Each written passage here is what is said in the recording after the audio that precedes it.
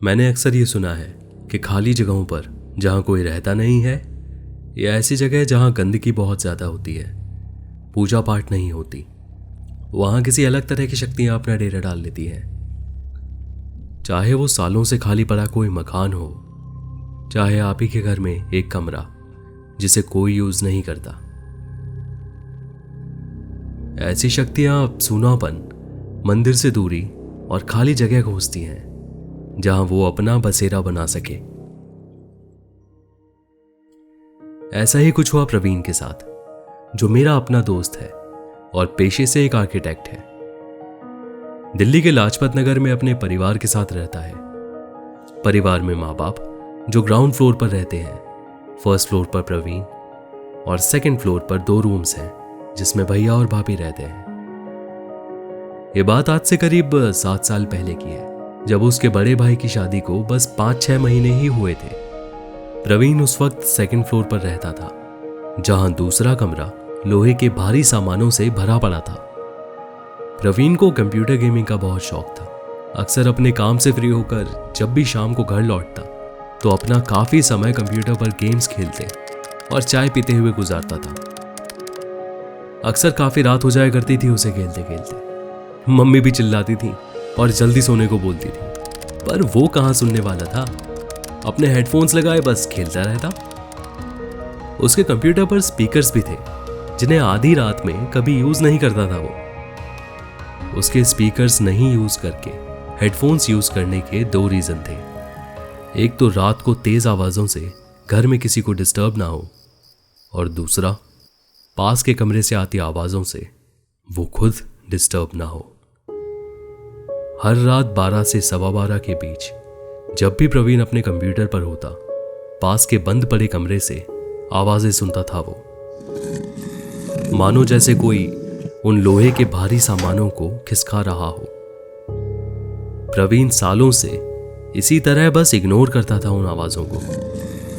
अपने आप को समझा लेता था कि हवा से थोड़ा बहुत सामान हिल जाता होगा, लेकिन अंदर ही अंदर वो ये बात जानता था कि जो लोहे का सामान उस कमरे में काफी समय से बंद पड़ा है, वो इतना भारी था कि 4 लोग मिलकर उसे उठा पाते थे। एक रात आवाजें बहुत बढ़ गई, इतनी तेज थी कि हेडफोन लगाने के बाद भी उसे साफ साफ सुनाई दे रही थी। आज प्रवीण अपने दोस्तों के साथ एक बहुत इंपॉर्टेंट मैच खेल रहा था और इन आवाजों से काफी डिस्टर्ब हो गया था वो। 1 घंटे से बार बार जैसे कोई उन सामानों को खिसकाए जा रहा हो। खुन्नस में आकर वो नीचे मम्मी के रूम से उस कमरे की चाबियां लेकर वापस आया। मम्मी सो रही थी तो उन्हें पता नहीं पड़ा।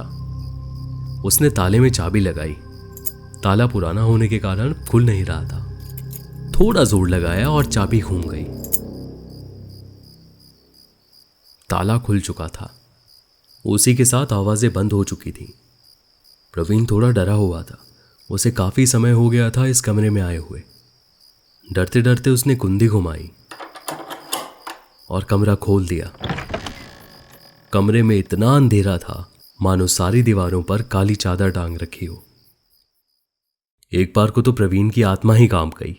उसने जल्दी से अपना हाथ दीवार पर मारा और कमरे की लाइट जला दी।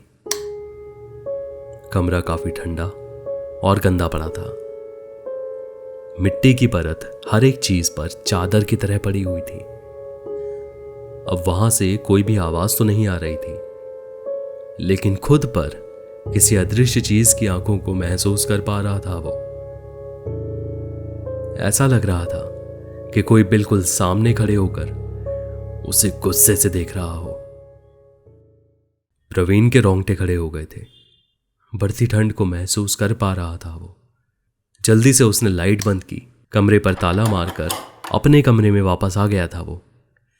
अंदर आकर राहत की सांस ली उसने। टेबल पर रखी बोतल से थोड़ा पानी पिया। सोचा कि अब सो जाना चाहिए। इतना डरने के बाद उसकी कंप्यूटर पर गेम्स खेलने की इच्छा मर चुकी थी। पंखा धीमा किया उसने कि उसे अभी भी ठंड लग रही थी। जो उसने बंद पड़े कमरे में महसूस किया, सोच सोच कर भी डर लग रहा था उसे।